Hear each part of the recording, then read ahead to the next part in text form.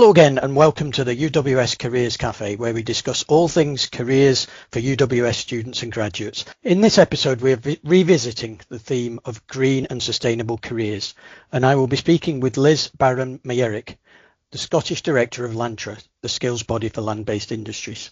Hello Liz. Hello. Liz is a trained plant scientist and has had a varied career culminating in her current role as Scottish Director at Lantra, and is well placed to dispel some of the myths and enlighten us on perhaps the magic of working in the land industries.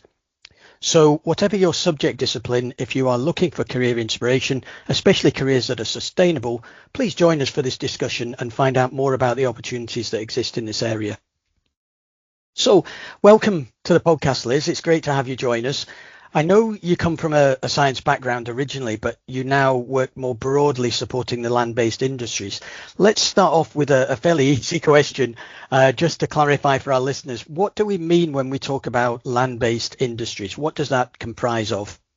I think it means different things to different people, but I like to summarise it as everything that involves wellies. All the industries, all the jobs where you pretty much have to have wellies in order to do your job. So that will include horticulture, agriculture, aquaculture, even forestry, trees and timber, boriculture, land-based engineering, even animal care, all comes under the definition of land-based engineering, or nature-based jobs as well. So it also includes conservation, game and wildlife, those kind of things. Yeah, so it's actually a huge sector, and you sort of have to keep on top of all those different areas. Could you tell us a little bit about Lantra, you know, what it does and how it supports people looking to get into green and sustainability jobs and careers? Yep, absolutely. So Lantra is a sector skills council, one of the few that are left. We still have our certificate on the wall down in Stoneleigh. But essentially, we're a bit like SQA. We accredit and approve training courses, but also instructors. And in Scotland, we have a kind of broader remit than that, though. We also have a work plan with Scottish Government where we have three main themes of work. So we have their first theme, which is essentially to tell everyone it's great here, about the different jobs that you can do within the sector, the diversity of roles, how to get into the sector. So we do a lot of careers fairs. We have our awards for land-based and aquaculture skills, or the ALBAs, and the best acronym you can get for an award ceremony. We've got that one as ours, where every year we bring together the best of the best from the sector, all the people who are working either in apprenticeships or doing higher education study. They've been nominated normally by their tutors or by their assessors or by their employers. We then ask them if they want to become industry champions, and if they do, we provide them with some training on how to do podcasting, things like this, in fact, how to raise awareness of the diversity of careers. And in exchange, they help us to promote the sector.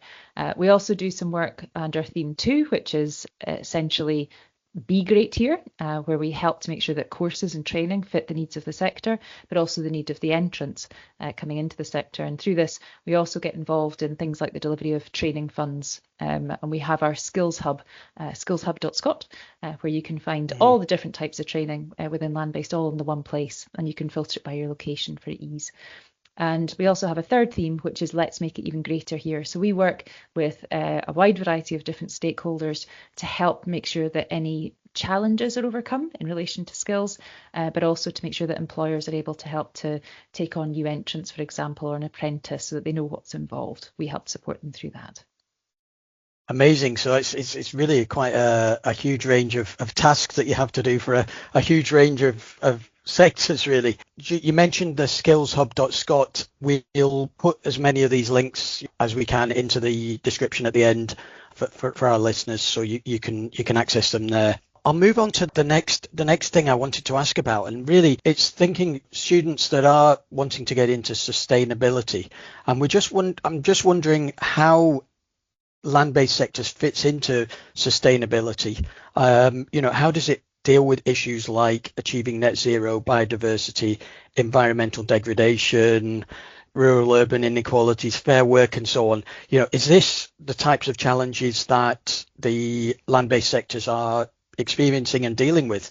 So sustainability is absolutely integral to all of our sectors, and the decisions that we're making within those different industries around how we use our natural resources have a wide variety of knock-on effects. So it's really important that we have the best of the best making these decisions, whether it's around land use for forestry or for upland sheep farming, or whether it's for game and wildlife, or whether it's for conservation, or whether it's peatland restoration. There are really complicated, really knotty problems to really get into, and it's challenging, but it's also incredibly rewarding. So a wide variety of different roles involved, whether it's the data side, whether it's doing measurements of temperature changes and looking at mapping tree canopies, or whether it's looking for disease or monitoring the spread of a contagion, for example, within a tree population, or whether it's modelling to see how different climate models are going to impact on the crops that we're growing. Wide variety of scientists as well. All of our sectors are getting really into soil health and the importance of soil health, and we need more scientists to be working in that space as well. So loads of different job opportunities across the wide variety of different industries that we have. Yeah, it sounds absolutely fascinating. The word that comes to mind is, or two words actually, is conflicting demands, and trying to balance those conflicting demands, isn't it? Yes, but through collaboration, and one thing I will say is about the people that we work with is that they all are really passionate about finding the best solution to any problems that they encounter. And quite often the best solutions are ones where these groups are working together, because what can be seen to be sometimes a conflict, and I think maybe that's what people have encountered, as if, especially in studying in the Scottish education system, land use is only covered under land use conflict in geography, which doesn't make us sound like the friendliest and cooperative bunch, but that's not really the reality on the ground. When you are part of a skills group, for example, within the sector, or if you're working with multi organisations across the different organisations who are trying to find the solutions, it's that passion that comes across for the need to make things better for the next generation coming behind us. So there are some really wonderful people working within the sector. Yep. So that's myth number one cancelled out. It's not all about conflict. It's about cooperation and collaboration. Absolutely. Yep. And the best solutions are those which have come from a collaborative source. It can be frustrating because at the beginning, most people think that they know what the best answer is for that sector, that particular challenge. And when you start to talk to others, when you start to see where everybody's coming from, you realise it's a lot more complicated than perhaps you first thought. But there's beauty in that as well. And I think that's part of why I would say that the jobs within my sector are so interesting and so rewarding, is that you're never stopping learning.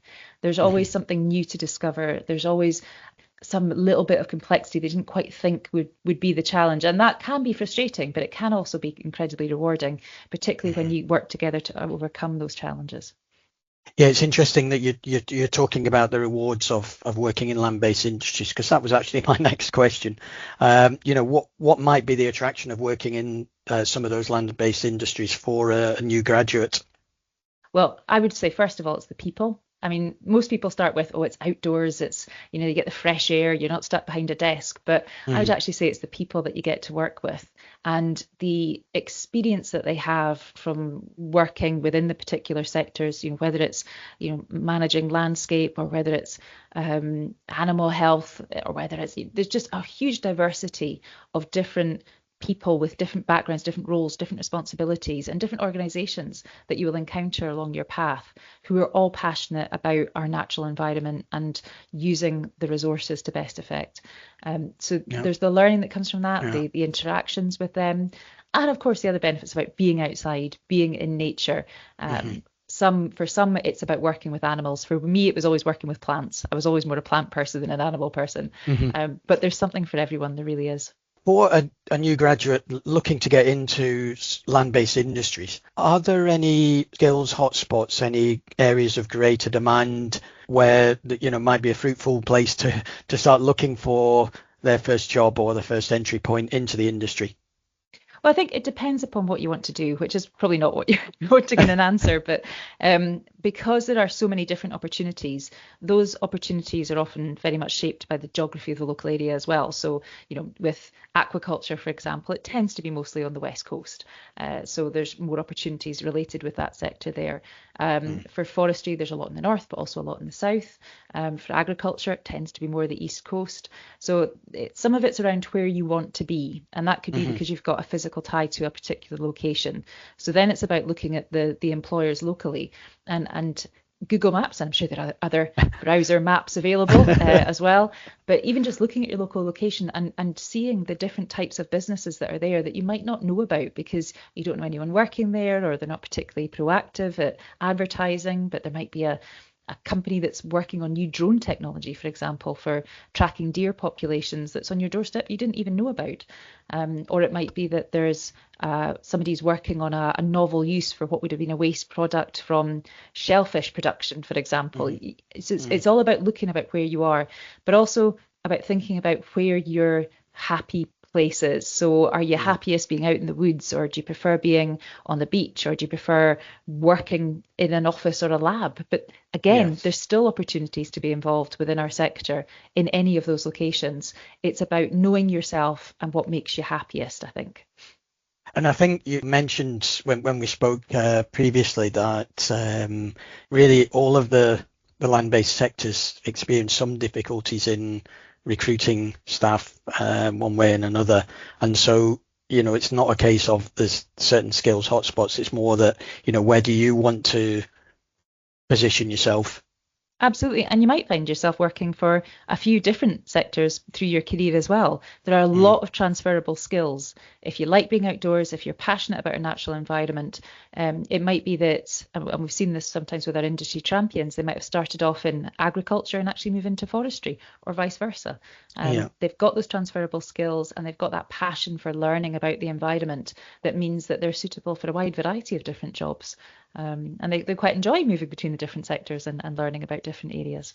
Yeah, I mean, the examples that you gave earlier, about sort of, using waste products from certain processes, or the drone example, these are all examples that people would never have, you would never dream those up yourself, but they do exist. Absolutely. There's a lot of kind of spin-off organisations happening, a lot of startups, and I think partly because of the drive towards net zero, the drive towards improving biodiversity as well, that there are more people moving into these kind of spaces to try and find novel solutions. So absolutely, do have a look online. It's fantastic resource now that we've got these maps. You can see where everything is, and also just having a look at perhaps some of the university spin-offs as well, because if there's a particular area that the university's been involved in terms of research, there's sometimes groups that are spinning from there too. So. Yeah, obviously with the UWS and the digital dairy chain, I'm sure there's either spin-offs or access to opportunities through that. Yeah, they're working with a wide variety of different bodies who are also looking for new staff to help them to develop the ideas that they've got. So absolutely looking at them, just acknowledging that not all of the cutting edge work, the new developments, not all of that's going to be in peer reviewed research. Now I know that's always the focus, isn't it? When you're doing your degree, everything's got to be peer reviewed and you focus on all the journals. But there's so much innovative work happening at the coalface in different groups, different membership bodies, different charities, that it's worth keeping an open mind and having a look actively to see who's working in the space that you want to be working in. Yeah, I mean that's all marvelous for students to be able to kind of explore the different opportunities there, and think it's not just about big corporations, it's not just about very visible, well-known brands, it's about small enterprises and so on. Moving on then, just to think about graduates and getting into the industry, and you've really you mentioned this idea of switching and moving around. I'm just thinking about graduates who've maybe studied subjects that aren't related to land industries. Are there ways that they can access training? Are there ways that they can get into entry level positions? No, absolutely. And there are a wide variety of opportunities, depending on the sector and the role. It's worth having a look again at the Skills Hub to look at some of the short courses that can give you some of the practical training that can make you a little bit more attractive to take on as somebody just as an introductory, or to even get work experience. Because one of the things is that if you don't know what you're doing, it can be a bit dangerous. You have to be safe. You have to be able to, the person who's employing you has to know that you're going to be able to follow instructions, for example, and that you can operate safely in that environment. So there are a wide variety of different short practical training courses that will help to prepare you and also give you a bit of a taste. If that's the kind of work that you want to do, sometimes that training course is the boost that you need to your confidence in order to to put in an application or to ask for some work experience with a local employer, local contractor. Or sometimes it can just be enough to say, maybe this is not my skill set. Maybe this is not actually what I imagined it to be, and that maybe this other opportunity or this other role would be better for me. I must admit, when I finished my degree, I just panicked and jumped into a PhD that was not suited to my skill set. I think I had, in my imagination, I wanted to be out in the jungle and trying to find remedies for diseases and plants, and I have no sense of direction. I don't have the attention span for longer scale research. So education was more the path for me. But you don't know until you try sometimes. So it's good to open yourself up to a wide variety of different volunteering opportunities, to get some work experience, try some of these short courses in the practical training areas. And we do have skills funds that open up every so often as well. So it's definitely worth registering with the Skills Hub. We have some for next generation, people wanting to go into agriculture. Sometimes it's for people going into forestry. And we do have applicants from a really wide variety of backgrounds. Sometimes, from law, from accounting, sometimes from beauty therapy even, wanting to come into forestry. That was one of my favourites, and she was an absolute star. So it's worth keeping an open mind and not saying, well, I've got a degree in this particular subject, I have to stick to this particular subject. It's not to say you're not going to be able to use the skills you've learned, and I've definitely used what I've learned during my degree and through my further research, but it doesn't necessarily mean that you're going to continue within that exact sphere, just learning and keep going. It's about applying that and using it, and moving from what is essentially a subject into a sector. That's really good advice. I mean, it's something that I would always say to students is have a think about things, but also actually doing something is often the way that triggers off your understanding and your ability to make a proper decision. So doing a training course, getting some work experience, going and chatting to somebody who works in the industry, the actual doing often gets over that momentum problem when you're starting out in your career. Absolutely. And it could be multiple careers that you have. I think the most interesting career paths are the ones that are a bit wiggly. Don't think for a second that as soon as you finish uni that you've got to decide that's your career path for the rest of your life, because it won't be. It really won't be. There'll be lots of different opportunities that come up, and you might change your interests and your passions as you're growing as well. So it's definitely worth keeping that open mind. Fantastic. Thank you for that, because that's something that a message we try to get across to students, is about wiggly, squiggly, whatever we want to call it, but about those varied careers and career changing, and using your skills, but using them in different ways. And bringing that knowledge into the sector as well, because the sector, all of our sectors are facing new challenges with climate change and biodiversity loss. And, we're having to work with a really wide variety of different organisations and bodies, and bringing your expertise from another sector and perhaps where other novel solutions have been found is for the benefit of the sector that you're moving into. So you mustn't ever feel like you're starting again from scratch either. You will have had learning through your existing degree or your previous studies or previous work that will be of use. You might not know how to start with, but I can guarantee that at some point in your career path, you're going to think, oh yeah, that's why I'm particularly the best person to be in this role. Yep, absolutely. So let's just think about challenges. What challenges does the sector face now and perhaps for the rest of this decade? What are the things that our students entering this industry are likely to face So one of the biggest challenge facing everybody, I suppose, is climate change, and knowing which crops are going to do well, which ones are going to survive, which ones aren't, how that will impact on yield, because obviously, it's really important that we can produce food. That's fairly critical. But also the other resources that we are dependent upon. For example, trees are only a renewable resource if you have a lot of time, and so it's important that we're thinking about planting for that next generation and the generation after that.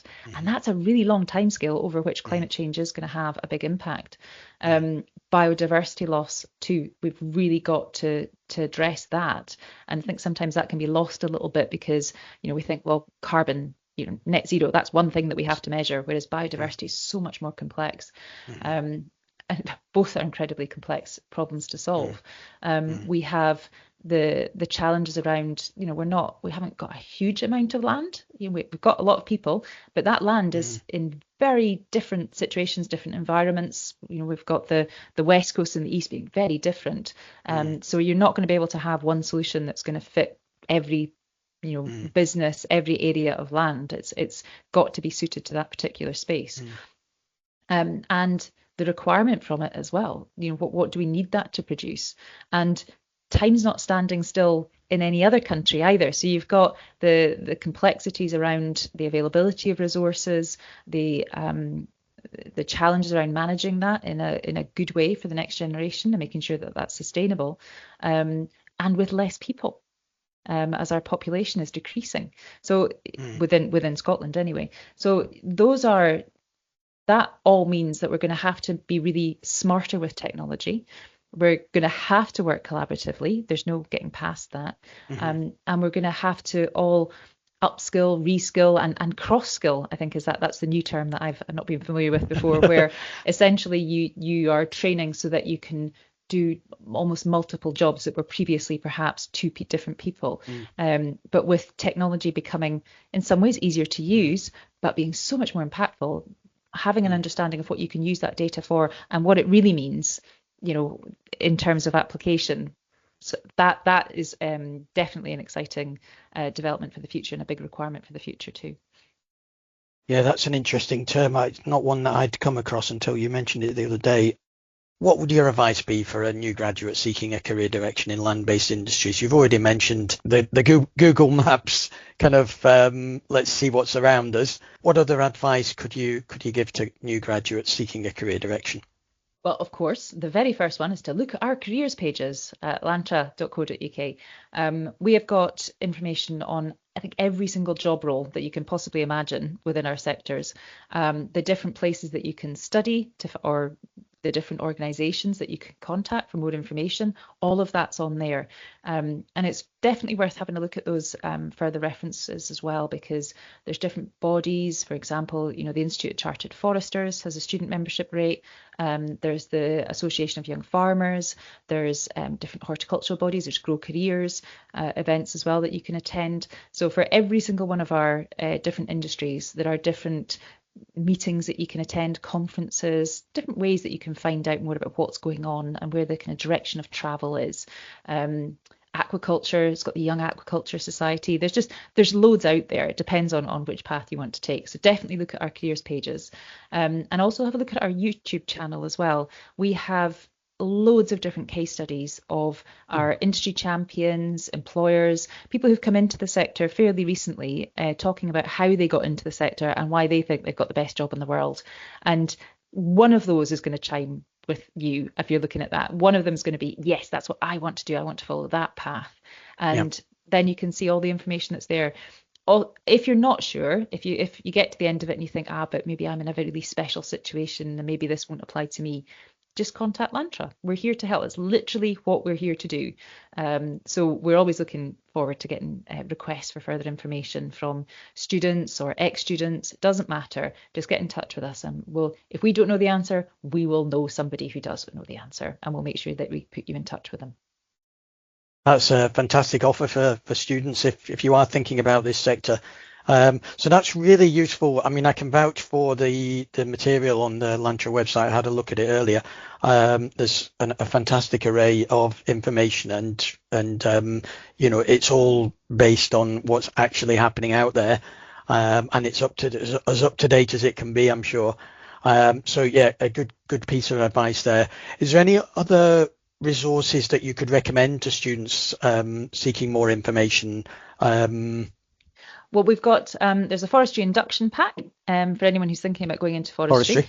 Particularly, which has everything that you could possibly want to know. That's on our website as well, and I can send you a direct link to that. But also, if any of you are thinking about starting perhaps an apprenticeship. Now, it may feel like, I've done my degree, why would I do an apprenticeship? But actually, it's not uncommon now to be able to access the practical side of training in the workplace for graduates as well, to actually be looking at taking up apprenticeships. Apprenticeships, yeah.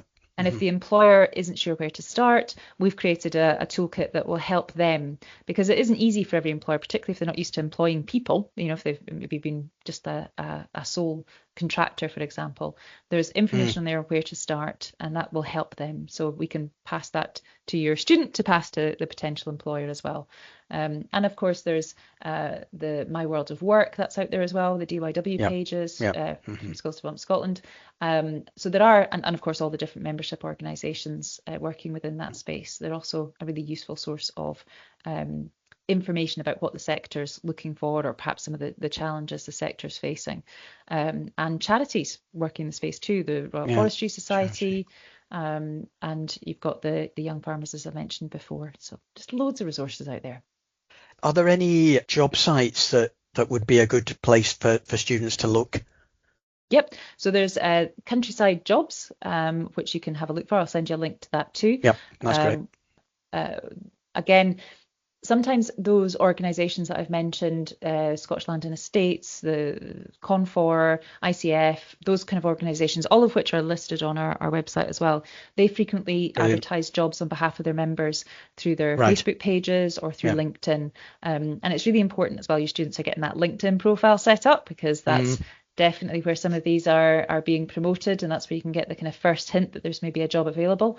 But also it gives you an insight into what the organisation is working on. So LinkedIn, I know it seems like, it's another kind of old person's way of connecting with information. So like Facebook, but it's I can't recommend it highly enough for people who are now looking for employment within our sector.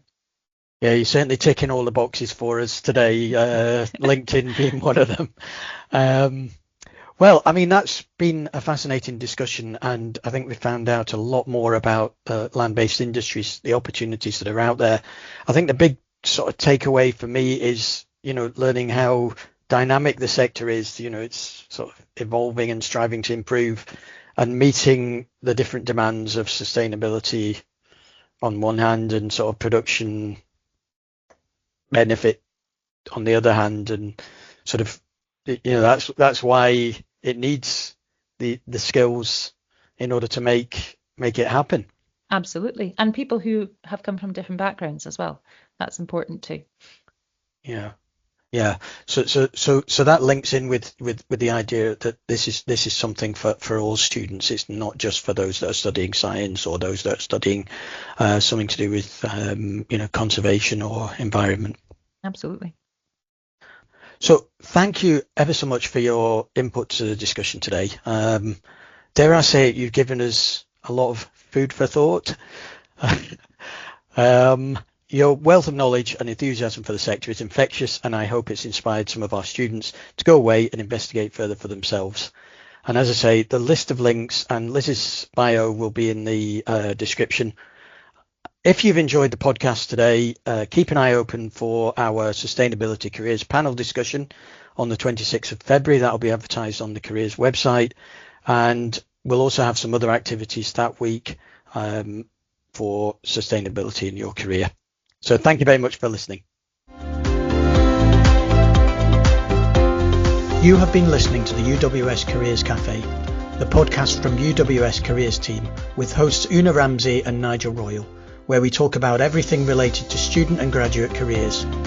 If you have enjoyed listening to this episode, please check out the others in the series. Also, you can follow the link in the description to our website, where you will find an amazing array of career resources to help you forge your path to a rewarding career.